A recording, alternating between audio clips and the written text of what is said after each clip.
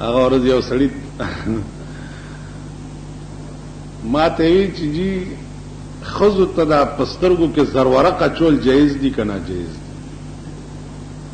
نو خدای شته چې ما زرورق پیژندم نه. زرورق وی چې دا چمک چې کوي رڼا بجلی ته داسې پړق پړق پړق پړق پړق پړق دغه شی کوي، دا په دې سترګو نه ګیر چاپېر ښځې واچوي. وشرمېدلو. زرورق خو پرېږده چې پرې ورواچوي، د ښځو ځان نه ټولې روزي وویستې، روزي وویستې، روزي. سهار چې ښځه راپاسي په روزو اخته ځان نه روزي وباسي. نو روزو ویستو کې هم څه ډول دی؟ خیر بلا ورپسې ما وی چې زرورق همدغه شی دی چې د شپې زرورق لګولې او ته ورته وګورې نو زړه به دې خوشحالي، او چې سهار بیا ورته وګورې لکه سټلې خره چې بیا به دې ظالمه پرېښودو ته تیار شي. نو زما عزیزانو عرض دا و چې زمونږ دا ملک د دې قابل نه دی پاتې چې دې ته څوک نصیحت وکړي یا ورته وایي چې دا نه، د دې قابل نه دی. زمونږ د ملک شان استاد دی چې هر بغاوت انتها ته ورسېد، اور بغاوت خدای نه بغاوت هم انتها ته ورسېدو، ترقی هم انتها ته ورسېده، د دین نه لاپروايي هم انتها ته ورسېده. نو کوم شی چې کمال ته ورسېد هغې سره زوال لازمي. اوس انتظار کوئ چې زوال به هم کله کېږي، او زوال به داسي چې نه به شپه وي نه به ورځي، او یو غړم به شي. غړم سره به رئیس دا ځمکه به ګورې چې ډاګې به غړم. دا معنا نه ده چې بم به خلاص شي، غړم دا معنا نه ده. غړم دا معنا ده چې آسمانی آفت به راشي او په سکنډونو کې به دنیا ختم شي، نام و نشان به. زما عزیزانو عرض مې دا و چې یو فطري حسن او یو بنوټي حسن. مولانا تانوی وایي چې فطری او بنوٹی حسن کے فرق دائی.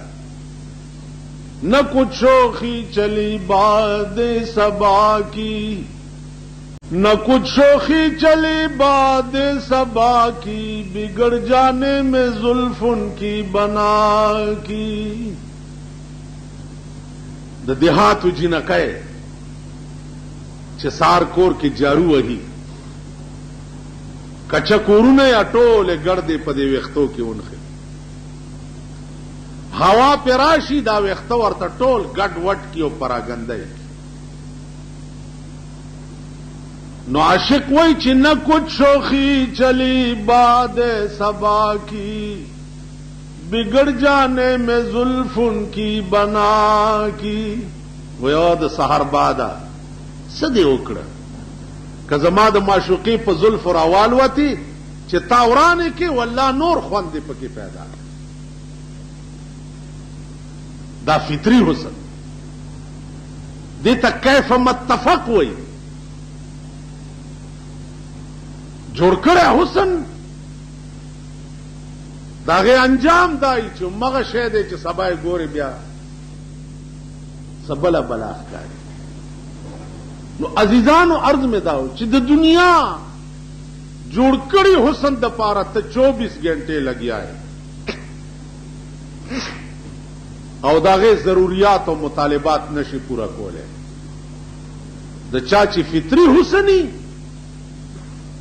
هغه د پاره به په دنیا کې یو ورځم څنی کړي حاصله به څنګه، حاصله به څنګه. علماء لیکي چې د جنت د خزو حسن بداسي وي چې اویا جوړې به درې خم واغستی او پاغي کې به په پندای کې دا مازغه ښکاری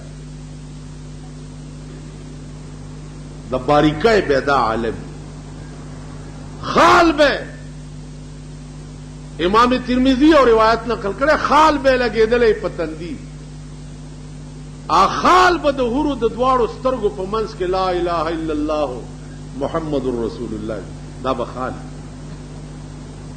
نن د خزو خالونه خو تاسو وګورئ لکه اندوي اندو بسره ټیکه په دې تندي لګوله اوس خزو ته ګوره سره ټیکه په تندي لګولي.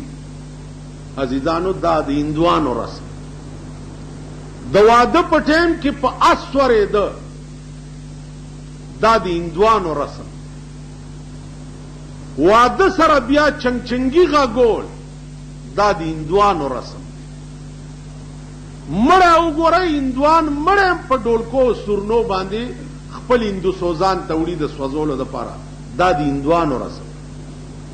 زمونږ په دې ملک کې وګورئ سفید پوش خلق چې دي سفید پوش اول خو په پاکستان کې سفید پوش لا څوک جی مونږ پکې نور څه نه کوو بس پولیس بینڈ بھائی خدا پولیس بینڈ چې دی دا د نظام الدین اولیاء الواد دی چې د دوی به سپارې په لاس کې او یا غریبان ډمان چې دی هغه بي ورده ډولکې غاړي تا چولې او دوی ورده سره ډولکې غاړي تا چولې. ٹھیک ده نو تو وای چې دا کوڅه ډب ډمان او دغه کې څه فرق دی؟ مونږ څنګه دی بینډ به سفید پوش شي به یا د بارډر بینډ به دا سفید پوش خلک پخار کے دننا اسی کچھ نہیں کرنے ہیں بالکل جی اسی صوفی لوگ ہاں قوال لیاسی ہیں قوال راولی د کراچی او د لاہور نا 2000 روپے شپا 3000 روپے شپا 5000 روپے شپا وای تاسو وګورئ جی دا سوچه سيزونه د دبلو د باجو سره د الله او د رسول نوم غستل د دې جواب به سبا خدای ته تاسو څنګه ورکوي.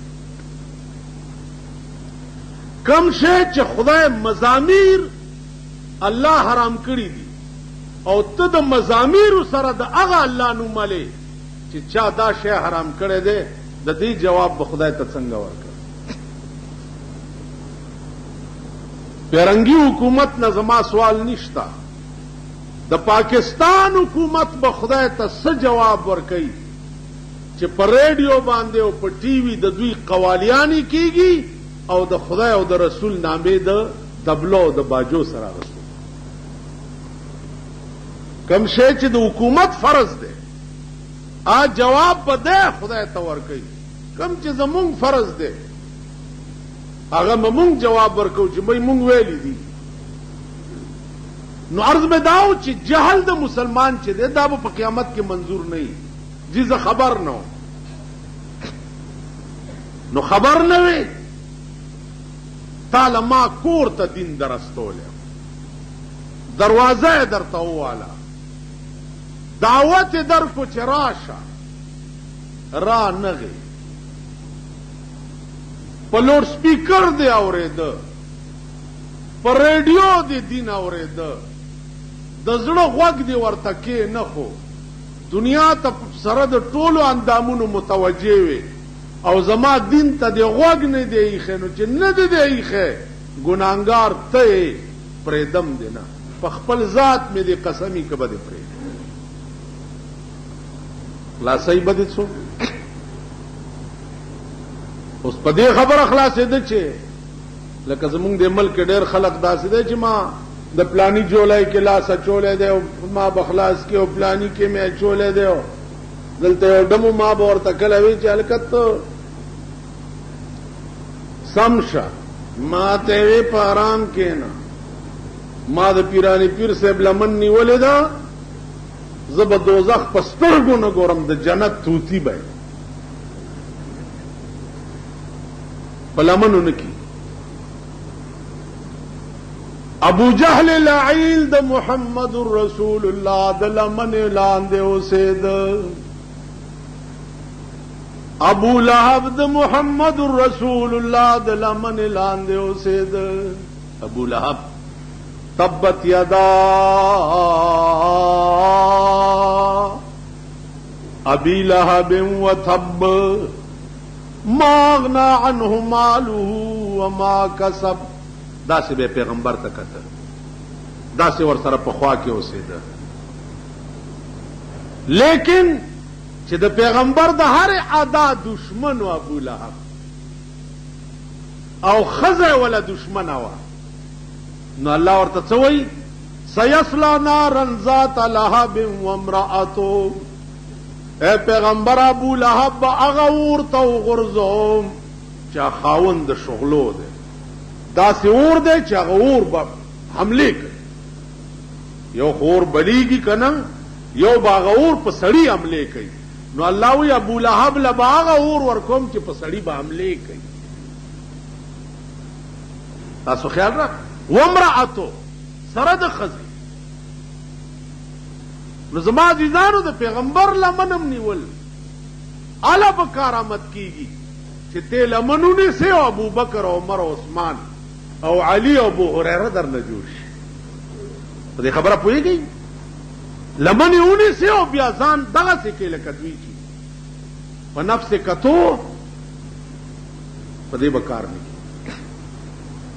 زما عزیزان، عرض میں داو چې قرآن کې بل ځای کې راځي یا ایها الذین آمنوا ادخلوا فی السلم کافة ولا تتبعوا خطوات الشیطان. په ټول اسلام کې داخل شي، ټول اسلام ومنه. ولا تتبعوا خطوات الشیطان، د شیطان د لارو اتباع مه کوئ. بیګا نننۍ ځای کې یو سړي ما نه تپوس وکړو چې جی نور خو خدای فضل دی کارونه ښه کوو خو دغه ګناه کوو.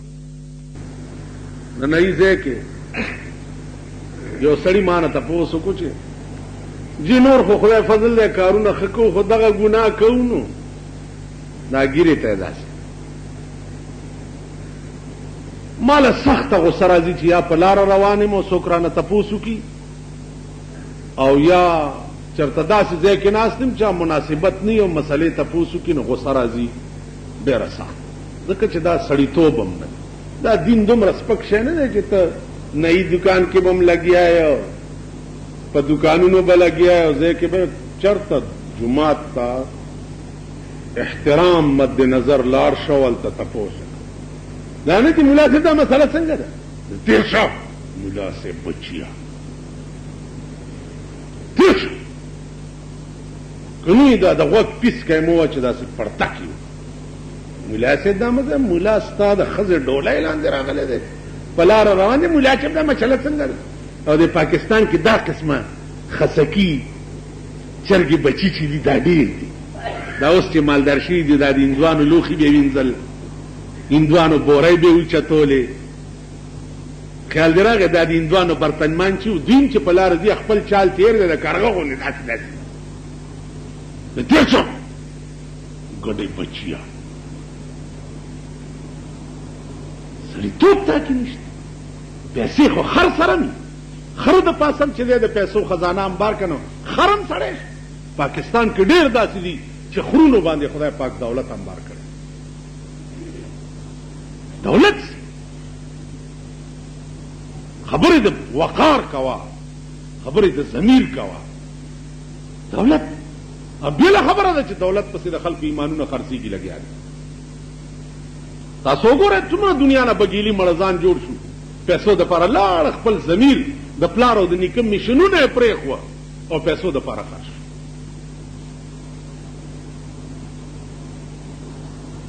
پاکستان کې خو دا عام شی، پیسې ورکوه هر شی. دلته رامداس کې یو مداري غوندې و، هغه به هر یو څیز په یو پیسه، چاکورو مال په یو پیسه، څه قسمت پوره غوندې به یې جوړې کړې وې، هر یو شیز په یو پیسه، چاکورو مال. پاکستان کې هر یو شیز په یو پیسه، پیسې داسې خوځوه هر څه به در پسې را روان. نو خبره دا ده چې ضمیر هم دنیا کې څه شی په لاره روانې داسې روانو سره کې یو بادشاه چې رواني د بادشاهانو پروا مه ده داسې ځه